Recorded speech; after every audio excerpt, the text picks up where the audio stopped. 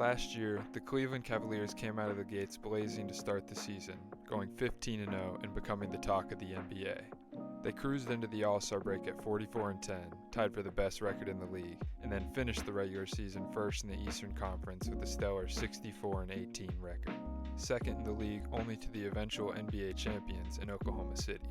They were the number one offense in the league, averaging 122 points per game, thanks to playing a team brand of basketball where everybody got their share. The Cavs had 6 players that averaged 12 or more points per game last year, and 8 players that averaged 9 points per game. In the first round of the playoffs, Cleveland faced off with the Miami Heat, who had just finished the season 13-21 after shipping off Jimmy Butler to the Warriors just before the trade deadline. The Cavaliers would go on to sweep the Heat, winning by an average of 30 points per game. Unfortunately for Cleveland, that would be the height of their season, as they would stunningly lose to the Indiana Pacers in the next round, winning just 1 game in the series. In the offseason, there was quite a bit of chatter of whether or not the Cavaliers should shake up the team with a trade, as their core of Donovan Mitchell, Evan Mobley, Darius Garland, and Jarrett Allen had failed to make the conference finals in their 3 years together. The Cavs decided to keep the core together and make moves around the margins instead. But to the city of Cleveland's dismay, the Cavs sit the 7th spot in the East halfway through December, leading to many asking whether or not the Cavs should make a trade to change things up. Cleveland has taken a step back on both ends of the floor this season, as they're averaging 4 less points per game and are giving up 3 more points per game, going from 1st in offense to 10th and going from 11th in defense to 15th. So what happened that made the Cavaliers decidedly worse this season?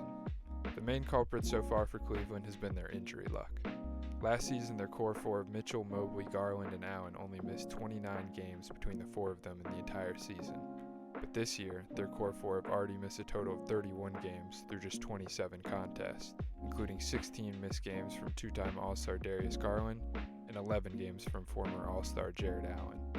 The absences have made for some notable differences on both ends of the ball, as Garland's impact has been limited on the offensive end and Jarrett Allen has been missed on the defensive end. The Cavs' offense struggles to get the same quality of shots without Darius Garland on the floor as they do with him, which has led to a much less efficient offense from last season.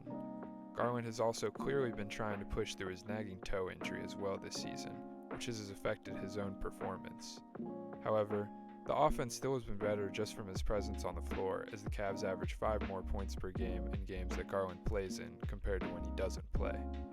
Jarrett Allen's defensive impact has been sorely missed as well, as the Cavs' defense has taken a noticeable step back this year. The most significant part of this has been the Cavs' defense has a much higher free throws allowed rate this year. Cleveland allows 3 more free throws per game in contests that Jarrett Allen doesn't play in, which may not sound super impactful, but allowing an extra 3 points per game over a sizable amount of games in a season could wind up adding a few extra losses to a team's record. Having that backline presence to protect the rim as the last line of defense and a physical guy to bump with the bigger centers in the league is really valuable, and the Cavs miss Allen when he's not there.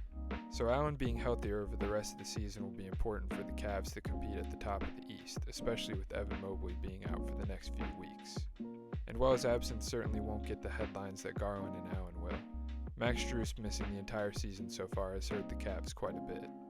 Strus's ability to move off ball and shoot off of screens and be a connective passer adds another dimension to the Cavs' offense that really helps take their offense up a level.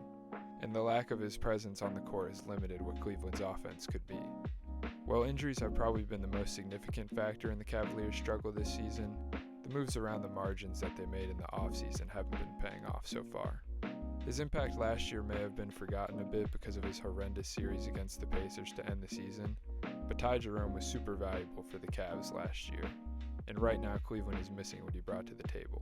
Ty averaged 13 points and 3 assists per game last year on nearly 50-40-90 shooting, which led to him finishing 3rd in 6th Man of the Year voting. The Cavaliers couldn't afford to keep Jerome around after his breakout season, so they traded Isaac Okoro for Lonzo Ball in the offseason to try and replace the impact of Jerome. Sadly for the Cavs, Ball has not had the offensive impact that Jerome did, as Lonzo has had a really tough time this season putting the ball in the basket. Lonzo is averaging just 5 points per game while shooting 29% from the field, 26% from 3, and 68% from the free throw line, giving him the worst true shooting percentage of any player in the league that averages 20 minutes per game. While Lonzo can still play defense at a high level and still be a distributor on the offensive end, His inability to be a scoring threat hurts the Cavs' offense, as teams don't have to worry about helping off of shooters as much, leading to lower quality looks.